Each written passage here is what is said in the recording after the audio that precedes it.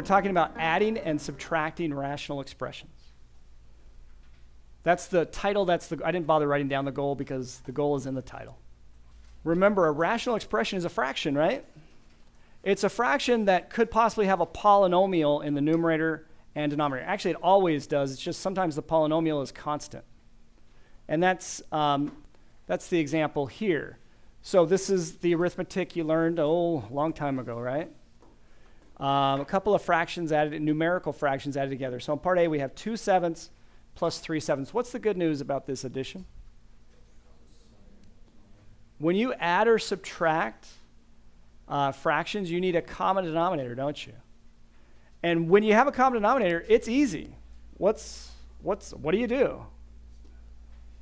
The denominator is the units. It's like adding 2 inches to 3 inches. You get 5 inches, right? 2/7 to 3/7, you get 5/7. So the rule is this. Normally you wouldn't write this down, but we need this rule for later on. If you have common denominators, you're going to just keep that common denominator. That tells you what units you're in. You're going to keep the 7, and then you're going to add the numerators. Right? No, normally you wouldn't write that down. You just do it in your head, but that's going to be important later on. So 2 plus 3, that means the numerator is 5. So you add the numerators, keep the denominator, and you get 5/7.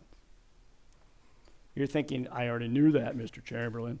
I know you knew that, but it's helpful to go back to stuff you know when you're learning new stuff and see the connections. You'll remember it better. So let's try another one. There's more good news here in part B. In part B, we have 4 divided by a squared minus 9 divided by a squared, common denominators, right? So it works exactly the same way, even when you don't have numbers in the numerator and denominator. And by the way, you really should think of a as a number. Even though it's a letter, think of it as a number because we're saying it represents a number. Well, it represents a range of numbers, but think of it as a number for any particular a. So the math should behave the same way. If you have common denominators, you should be able to combine the numerators if it's addition or subtraction. If you have common denominators, you should be able to combine the numerators using the operation, either add or subtract, and then over that common denominator. So the rule is this: since it's subtraction here and you have a common denominator, you're going to keep that common denominator, and you're going to do what in the numerator? Take 4 and subtract off 9. Now, you don't necessarily have to show that work because 4 and 9 are like terms, right? So normally you would just do the subtraction in your head, and what would you get? So you could put the -5 in the numerator, or you could pull it out front. Let me remind you what I mean by that. -2/3, so negative in the numerator, that's the same as 2 over -3, right? Which is the same as the opposite out in front of 2/3. In other words, it doesn't matter where you put that negative, it's still the same value, right? Decimal-wise, it's still -0.6 repeated, isn't it? In any one of those fractions. So even though technically this is equal to -5 in the numerator over a squared, I wrote it with the minus out in front, and it's the same thing. Not too bad yet, right? You probably didn't like that word yet. It's not too bad yet. No, it's not that bad. If you know how to add fractions together, numerical fractions, and keep your head about you, these, even when we get non-common denominators, it's not too bad. Uh-oh. Look at what we have in part C. We have x minus 2 divided by x squared minus 25 minus 6 minus x divided by 25 minus x squared. The denominators aren't the same, are they? Would it be easy to make them the same? What do we know about x squared minus 25 and 25 minus x squared? They're opposites. Anytime, I'll repeat what I said earlier.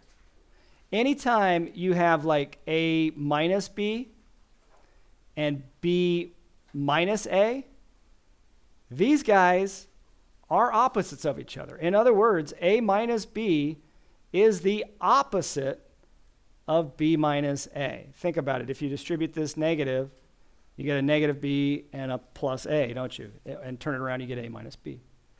And that's exactly what we have here, right? X squared minus 25, 25 minus x squared, they're opposites of each other. So what could I do to make them look exactly the same?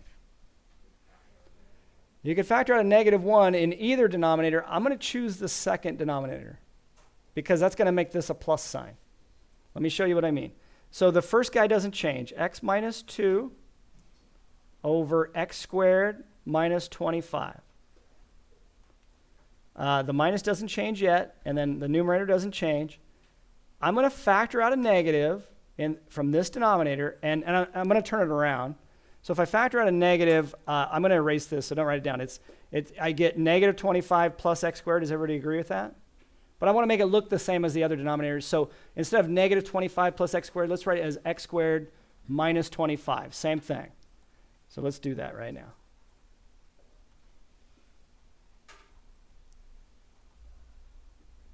Okay, does everybody agree with that so far? Now, I can write that negative out in front of the fraction, right? Negative 2 over 3 is the same as the opposite of 2/3. So what would happen then? Now, this is a step I won't show in later problems, but I want to make sure it's clear what I'm doing. So I'm going to leave this minus here for a second, and then I'm going to rewrite this guy, this whole guy, as the opposite. So bring this negative out in front of 6 minus x over x squared minus 25. Does everybody see what I did there?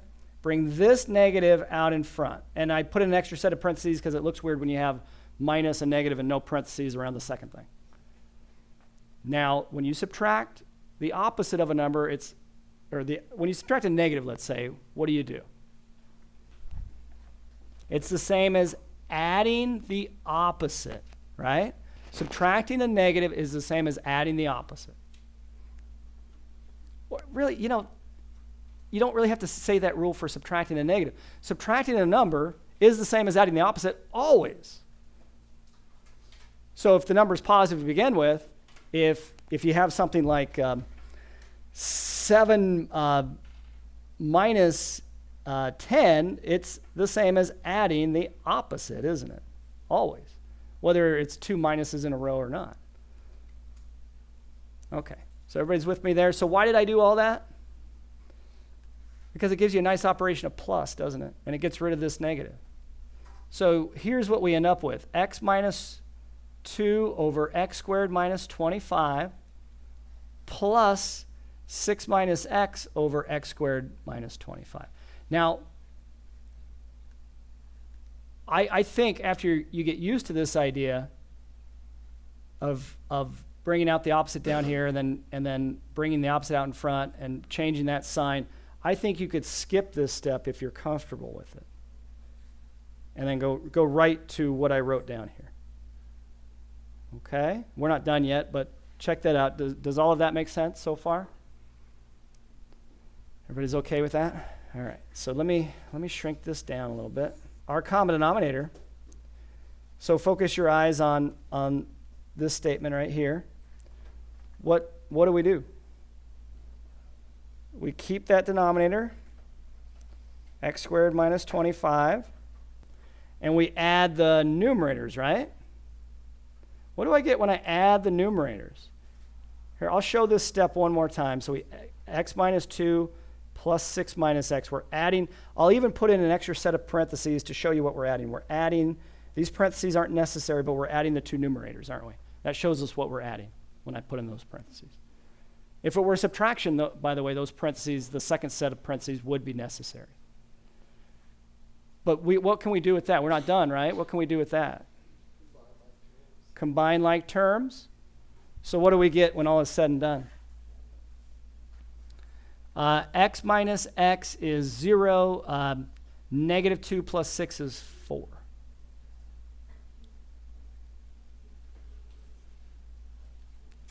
Now, some of you have noticed that we have x squared minus 25 in the denominator, and that factors as the difference of two squares. Anybody notice that?